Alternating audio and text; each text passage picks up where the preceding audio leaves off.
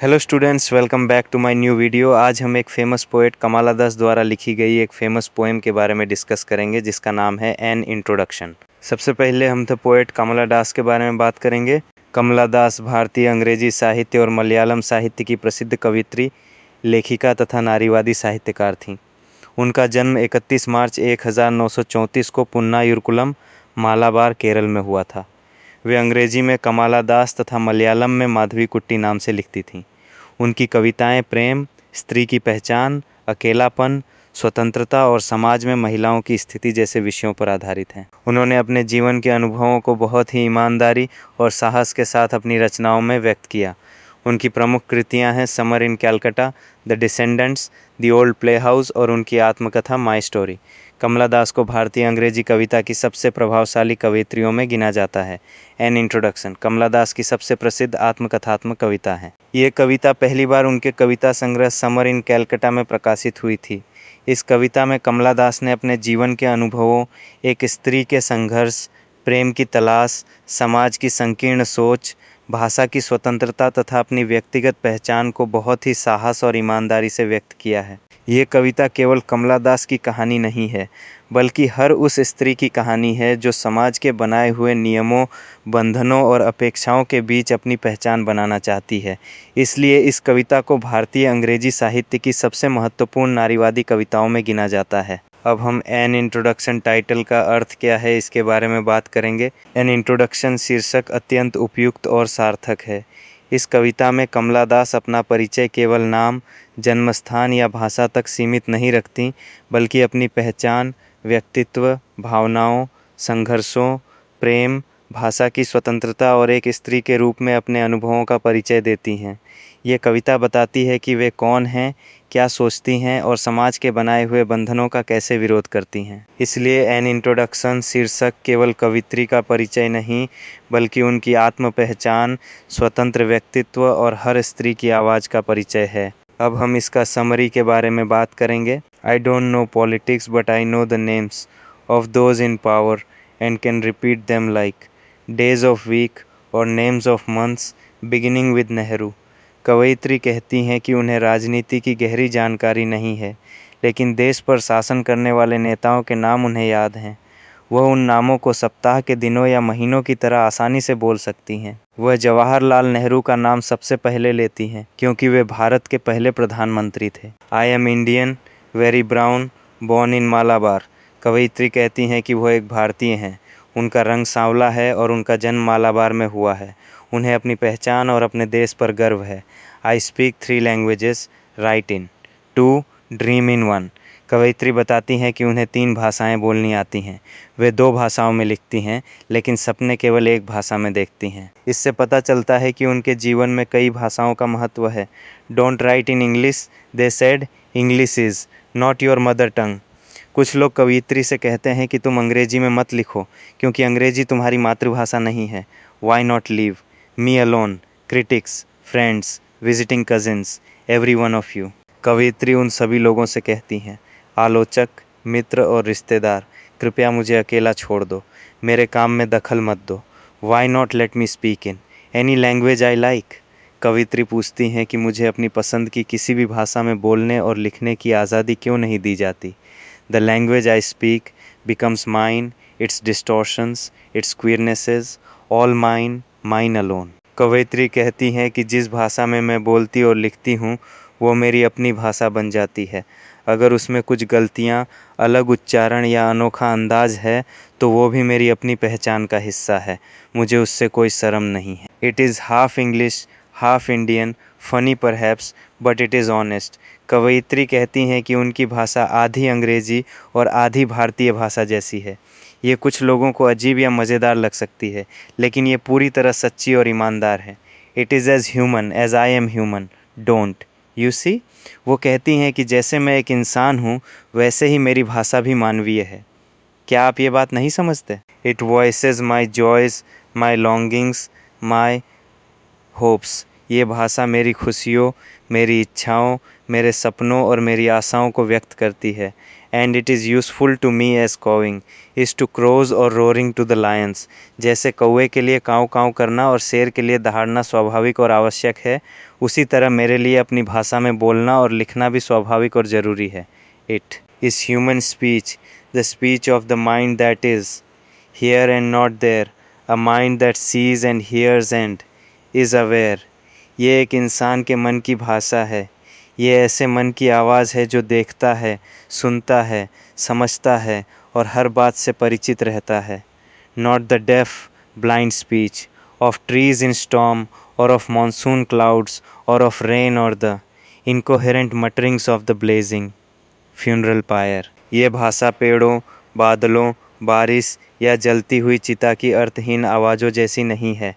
यह स्पष्ट, समझदार और भावनाओं को व्यक्त करने वाली मानव भाषा है। I was child and later they told me I grew. कवयित्री कहती हैं कि पहले मैं एक छोटी बच्ची थी, बाद में लोगों ने कहा कि अब मैं बड़ी हो रही हूँ। For I became tall, my limbs swelled and 1 or 2 places sprouted hair. उनका शरीर बड़ा होने लगा, उनकी लंबाई बढ़ी, शरीर विकसित हुआ और किशोरावस्था यौवन के शारीरिक परिवर्तन दिखाई देने लगे। इससे पता चलता है कि वे बचपन से युवावस्था में प्रवेश कर रही थीं। When I asked for love, not knowing what else to ask for, कवित्री कहती हैं कि जब उन्होंने प्रेम मांगा तब उन्हें जीवन में और कुछ मांगना नहीं आता था, वे केवल सच्चा प्रेम और अपनापन चाहती थीं। He drew a youth of 16 into the bedroom and closed the door। कवित्री बताती हैं कि उनके पति जो उनसे बहुत बड़े थे उन्हें शारीरिक संबंध के लिए कमरे में ले गए और दरवाज़ा बंद कर दिया। यहाँ कवित्री अपने कम उम्र में हुए विवाह और वैवाहिक जीवन की शुरुआत का संकेत देती हैं। He did not beat me, but my sad woman body felt so beaten। कवित्री कहती हैं कि उनके पति ने उन्हें शारीरिक रूप से नहीं मारा, लेकिन उनका मन और शरीर इतना दुखी था कि उन्हें ऐसा लगा जैसे उन्हें बहुत पीटा गया हो। इसका अर्थ है कि उन्हें मानसिक और भावनात्मक पीड़ा हुई। The weight of my breasts and womb crushed मी।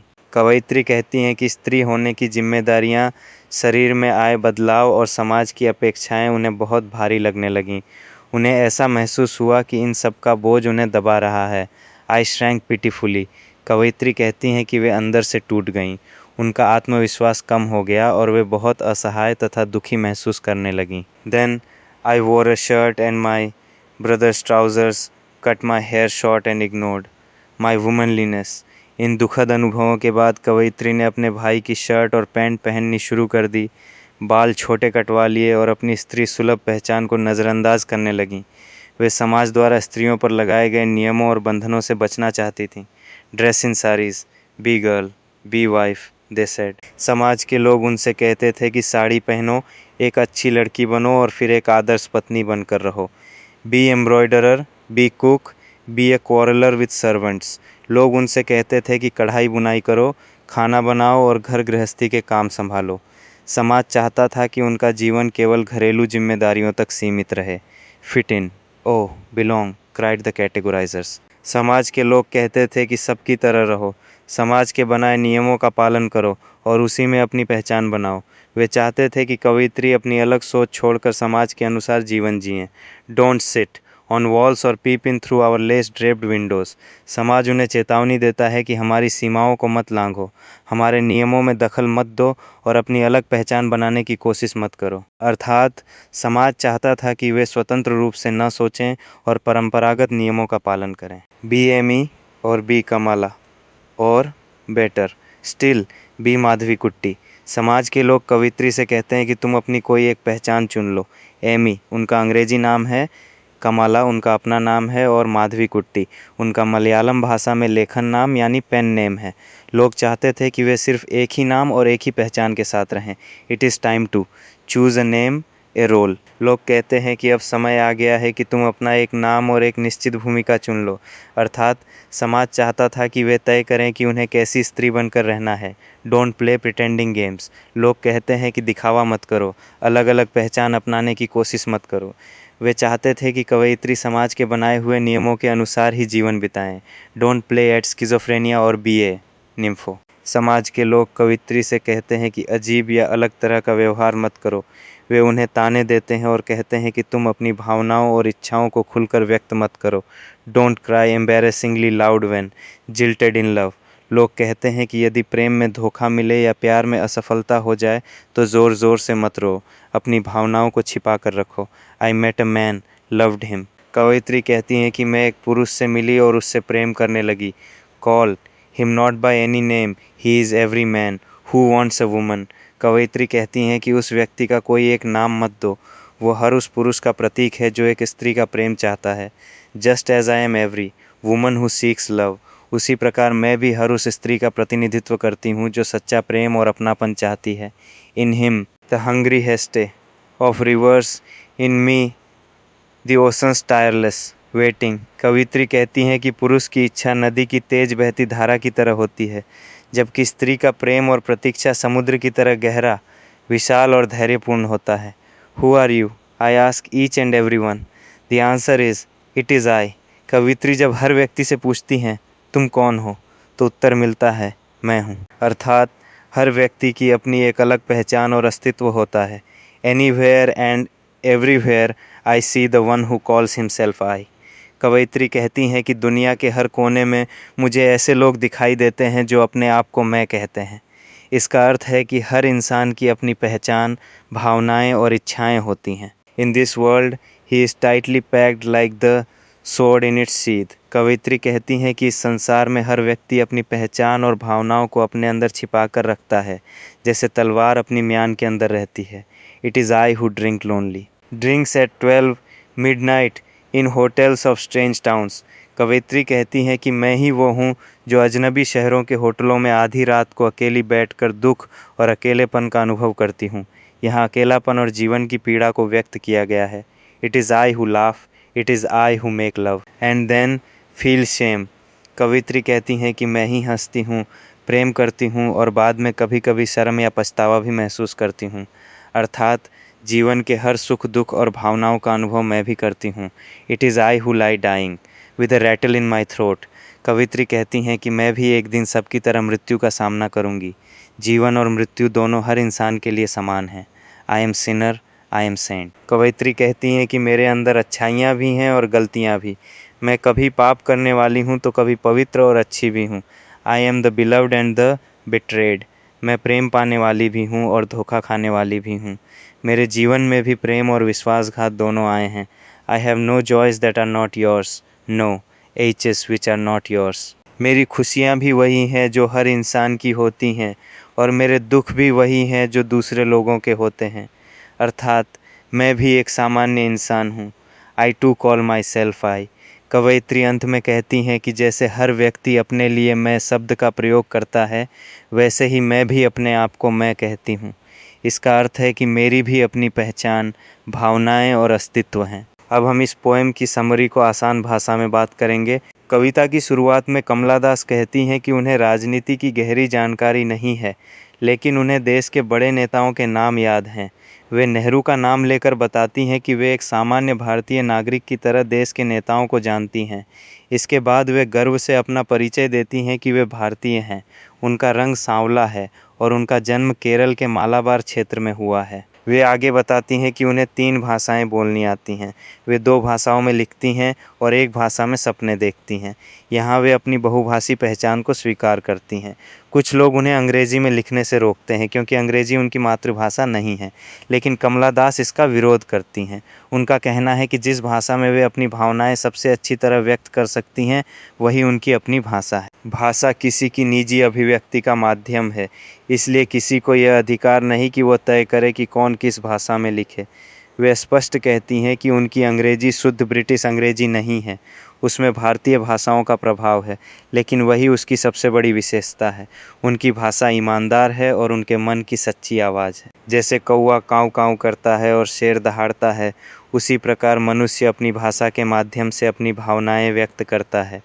इसके बाद कविता उनके बचपन से युवावस्था की ओर बढ़ती है। वे बताती हैं कि बचपन समाप्त होने के बाद उनके शरीर में प्राकृतिक परिवर्तन आने लगे। उनका विवाह कम आयु में कर दिया गया। वे प्रेम चाहती थीं, लेकिन उन्हें वैवाहिक जीवन में केवल शारीरिक संबंध मिले। उन्हें सच्चा प्रेम, समझ और भावनात्मक सहारा नहीं मिला। इसी कारण उनका मन बहुत दुखी हो गया और वे स्वयं को टूटा हुआ महसूस करने लगीं। इस दुख के कारण उन्होंने कुछ समय के लिए अपनी स्त्री पहचान से दूरी बनाने का प्रयास किया। उन्होंने अपने भाई की शर्ट और पैंट पहनी, बाल छोटे कर लिए और स्त्री सुलभ रूप को नज़रअंदाज किया, लेकिन समाज ने उन्हें तुरंत टोकना शुरू कर दिया। लोगों ने कहा कि साड़ी पहनो, अच्छी लड़की बनो, पत्नी बनो, घर संभालो, खाना बनाओ, कढ़ाई करो और समाज के बनाए हुए नियमों के अनुसार जीवन बिताओ। कमला दास को यह सब स्वीकार नहीं था। वे समाज द्वारा स्त्रियों पर लगाए गए कठोर नियमों का विरोध करती हैं। वे बताती हैं कि समाज हर स्त्री को एक निश्चित भूमिका में बांध देना चाहता है, जबकि प्रत्येक व्यक्ति को अपनी पहचान स्वयं चुनने का अधिकार होना चाहिए। कविता में आगे लोग उनसे कहते हैं कि वे अपनी एक ही पहचान चुनें, एमी, कमला या माधवीकुट्टी। ये उनकी विभिन्न पहचानों का प्रतीक है। लेकिन कमला दास मानती हैं कि किसी व्यक्ति की पहचान केवल एक नाम से तय नहीं होती। व्यक्ति अपनी इच्छा के अनुसार जीवन जी सकता है। इसके बाद वे प्रेम के विषय पर बात करती हैं। वे कहती हैं कि उन्होंने एक पुरुष से प्रेम किया, लेकिन वह पुरुष केवल एक व्यक्ति नहीं है, वह संसार के हर पुरुष का प्रतीक है जो प्रेम चाहता है। उसी प्रकार वे स्वयं हर उस स्त्री का प्रतीक हैं जो सच्चा प्रेम, सम्मान और अपनापन चाहती है। वे नदी और समुद्र का सुंदर रूपक प्रयोग करती हैं।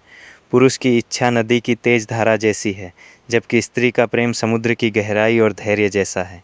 कविता के अंतिम भाग में कमला दास अपनी पहचान को पूरे मानव समाज से जोड़ देती हैं। वे कहती हैं कि हर व्यक्ति मैं कहता है। हर व्यक्ति के जीवन में प्रेम, खुशी, दुख, अकेलापन, शर्म, असफलता और मृत्यु आती है। वे भी इन्हीं अनुभवों से गुजरी हैं। वे कहती हैं कि वे पापी भी हैं और संत भी, प्रेम पाने वाली भी हैं और धोखा खाने वाली भी। उनकी खुशियाँ और दुख किसी भी सामान्य व्यक्ति से अलग नहीं हैं। इसलिए उनका मैं केवल उनका व्यक्तिगत मैं नहीं, बल्कि पूरी मानवता का मैं है। अब हम एन इंट्रोडक्शन पोएम की निष्कर्ष क्या है इसके बारे में बात करेंगे। एन इंट्रोडक्शन केवल एक आत्मकथात्मक कविता नहीं है, बल्कि यह स्त्री की स्वतंत्र पहचान, आत्मसम्मान, भाषा की स्वतंत्रता, प्रेम की खोज और सामाजिक बंधनों के विरुद्ध विद्रोह की कविता है। कमला दास ने अत्यंत साहस और ईमानदारी के साथ अपने जीवन के अनुभवों को प्रस्तुत किया है। यही कारण है कि यह कविता आज भी आधुनिक भारतीय अंग्रेजी साहित्य की सबसे प्रभावशाली नारीवादी रचनाओं में गिनी जाती है। यह कविता हमें सिखाती है कि हर व्यक्ति को अपनी पहचान पर गर्व करना चाहिए, अपनी भावनाओं को निडर होकर व्यक्त करना चाहिए और समाज के अनुचित बंधनों के सामने झुकना नहीं चाहिए। यह था एन इंट्रोडक्शन पोएम की एक्सप्लेनेशन।